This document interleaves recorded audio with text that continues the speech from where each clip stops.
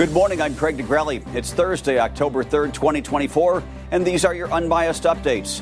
This morning, our most in-depth look so far at Special Counsel Jack Smith's investigation into former President Donald Trump's attempts to overturn the 2020 election.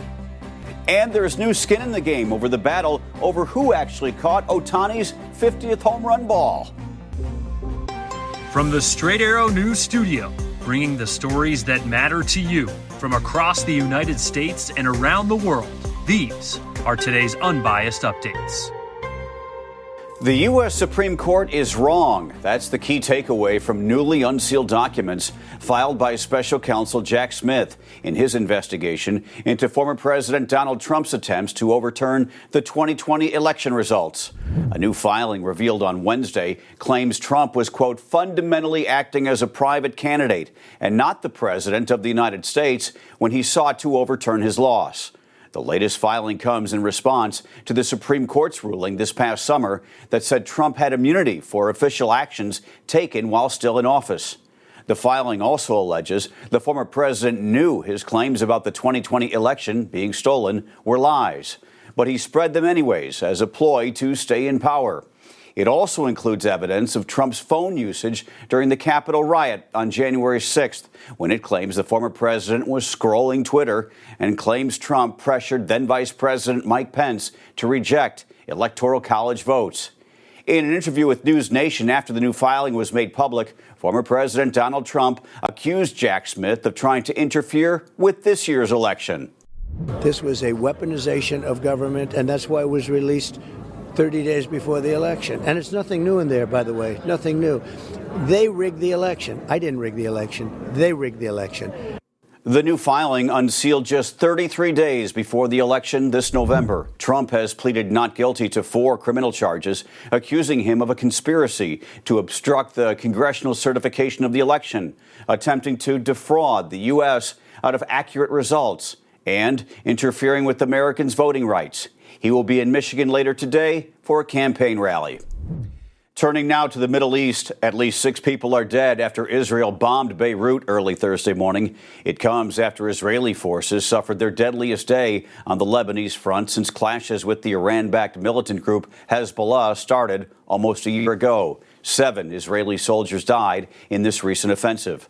Lebanese health officials say, in addition to those killed, at least 7 more people were wounded in what Israel says was a precise strike on Lebanon's capital, not far from the Lebanese prime minister's office.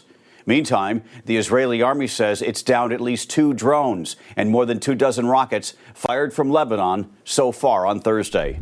The death toll from Hurricane Helene has risen to at least 191 across 6 states, making it the second deadliest U.S. hurricane in the past 50 years, behind Hurricane Katrina in 2005.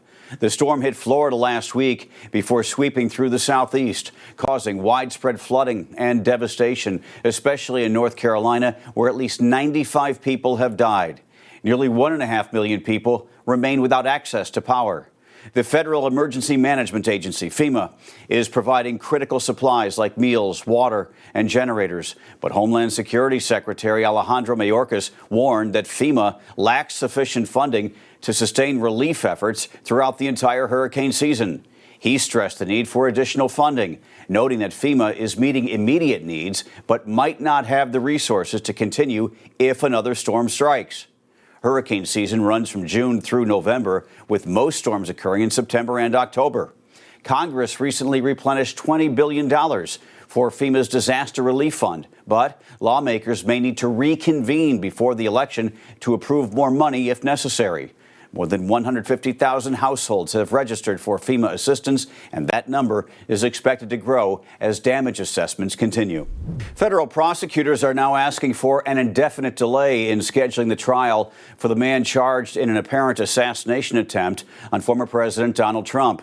They say they've collected a massive amount of evidence since the Secret Service, with the help of local police in Florida, arrested Ryan Ruth last month after authorities say an agent spotted him with a gun outside the Florida golf course where the former president was playing. Prosecutors have asked the judge in the case to officially designate the case as complex, saying they've interviewed hundreds of witnesses across various states and have thousands of videos to review from electronic devices they've seized. They also say more than 100 outstanding subpoena returns are still pending. According to the filing, Ruth's defense attorneys did not oppose the prosecutor's request to delay the trial date. Ruth's lawyers have entered a not guilty plea on his behalf on the attempted assassination charges.